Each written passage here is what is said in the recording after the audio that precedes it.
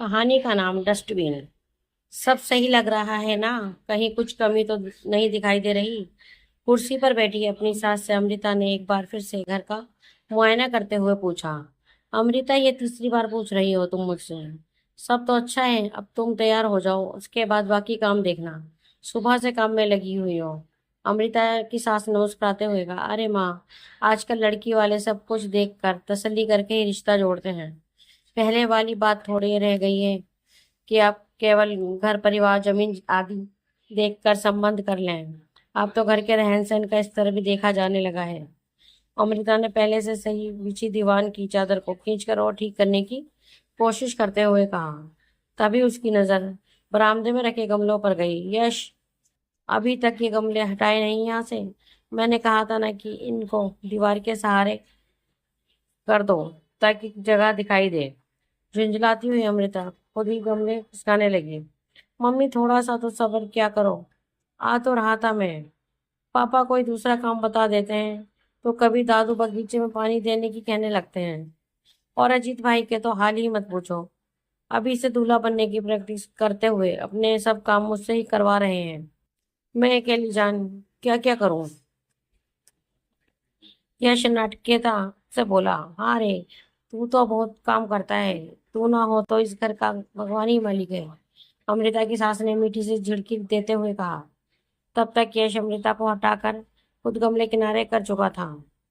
कमर में खोसे पल्लू को निकाल कर अपना माथा पहुंचती हुई अमृता दादी पोते की नोकझोंक सुनकर मुस्कुरा रही थी।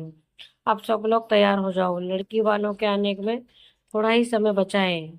और बहू, तुम ये रसमलाई फ्रिज में रख दो, कांजी लाल ने से लेकर आया हूँ। अमृता के ससुर ने हाथ पकड़ा, थैला ले उसकी ओर बढ़ाते हुए कहा। मैं मंगवाने की सोच ही रही थी और आप ले भी आए। लेकिन बाबूजी, आप इतनी दूर क्यों गए? यश और अजीत ले जाते हैं, अमृता ने थैला पकड़ते हुए कहा। अजीत के साथ स्कूटर पर गया था। कौन सा पैदल था? इसके भविष्य के होने वाले सास ससुर की खातिरदारी तो करनी ही पड़ेगी। क्या दादू, अभी कोई बात पक्की थोड़ी ही हुई है? अजीत झेप गया। क्यों नहीं होगी? मेरे पोते में कोई कमी है क्या? लड़की भी है, हम लोगों को फोटो में तो पसंद आ ही गई थी और आज वे साथ में आ ही भी रही है। वैसे भी तेरे पापा के पक्के दोस्त सहानी ने इस रिश्ते की बात चलाई है। सब देख समझ कर ही वे उन लोगों को हमसे मिलवाने ला रहे हैं। मेरा दिल तो कह रहा है कि बात पक्की ही है, दादू ने कहा। अब देर मत करो, तैयार हो जाओ सब। लड़की वालों को लेकर आने ही वाला है। कुछ देर में ही लड़की वाले आ गए। ये राजीव जी यानी भव्या के पापा, उसकी मम्मी, ये है भव्या के चाचा जी, और ये आप समझ ही गए हैं, भव्या है। अब इनका परिचय भी दे दूं। ये विकास जी, उनकी पत्नी, उनके पिताजी, छोटा बेटा यश, और ये जनाब है अजीत। सानी जी ने मुस्कुराते हुए लड़की वालों का परिचय करवाया।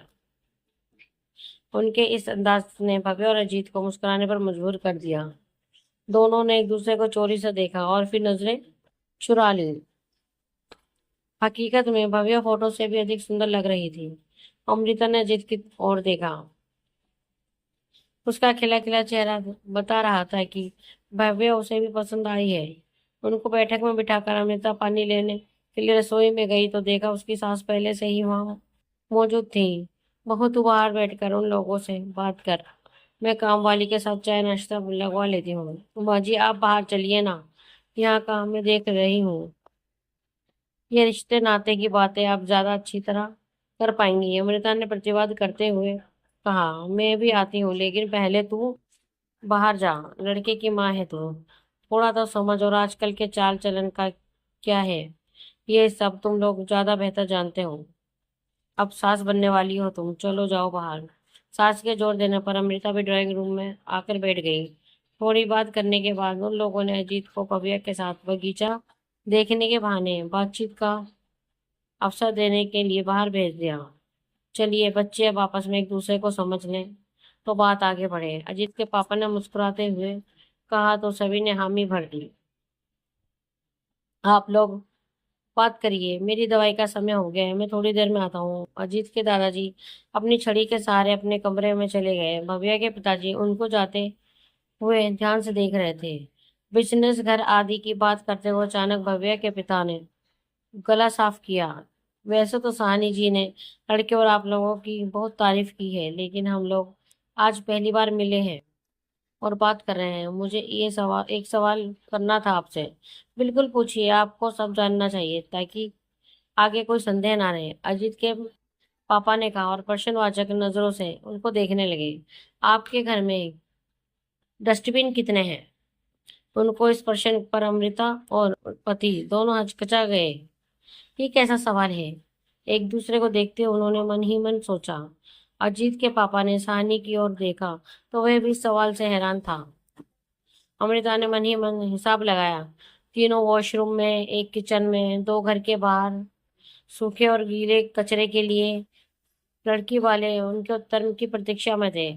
कुल 6 डस्टबिन है हमारे घर में, पर हम समझ नहीं पा रहे हैं कि आप डस्टबिन के बारे में क्यों पूछ रहे हैं। अमृता के चेहरे पर ढेर सारा असमंजस था। लड़की वाले अब हल्की सी उलझन में दिखे। मुझे लगता है बहन जी, आप हमारे प्रश्न का अर्थ नहीं समझ पाए, भव्या की मम्मी ने कहा तो अमृता के साथ ही बाकी लोगों की नजरें भी उनकी ओर उठ गईं। अभी तक मोबाइल देख रहा यश बेहद प्रमुख था और उसने मोबाइल साइड में रख दिया। मैं सच में नहीं समझ पा रही। हमारे पूछने का अर्थ है क्या हमारे आपके घर में कांच की बरनी कितनी है? भव्या के मम्मी के पूछने पर अमृता का दिमाग और भी अधिक चकरा गया। कभी गिनी नहीं है हमने। और आजकल तो किचन में कांच के बर्तन और बर्नी रखने का फिर से फैशन आ गया है, अमृता ने कहा। हाँ, ये सेहत के लिए भी अच्छा है। प्लास्टिक का कम से कम उपयोग करना ही सही है। क्या भव्या जी के हाथ से सामान छूट जाता है? यश ने पूछ लिया। भव्या को अभी से भाभी कहना उसे सही नहीं लगा, क्योंकि अभी तो रिश्ता पक्का भी नहीं हुआ था। भव्या के घर वाले मुस्कुराने लगे। हाँ बेटा, आप सही कह रहे हो, लेकिन हमारे पूछने का अभिप्राय ये नहीं है। इस बार भव्या के चाचा जी बोले। आप स्पष्ट बताइए कि क्या पूछना चाहते हैं।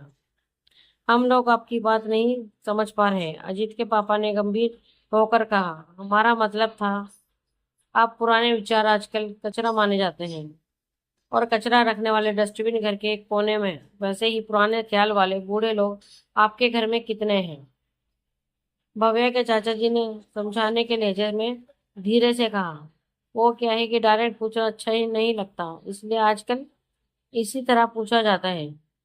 भव्या की मम्मी ने हल्की सी मुस्कान के साथ कहा। कांच की बरनी का अर्थ भी आप अब समझ ही गई होंगी।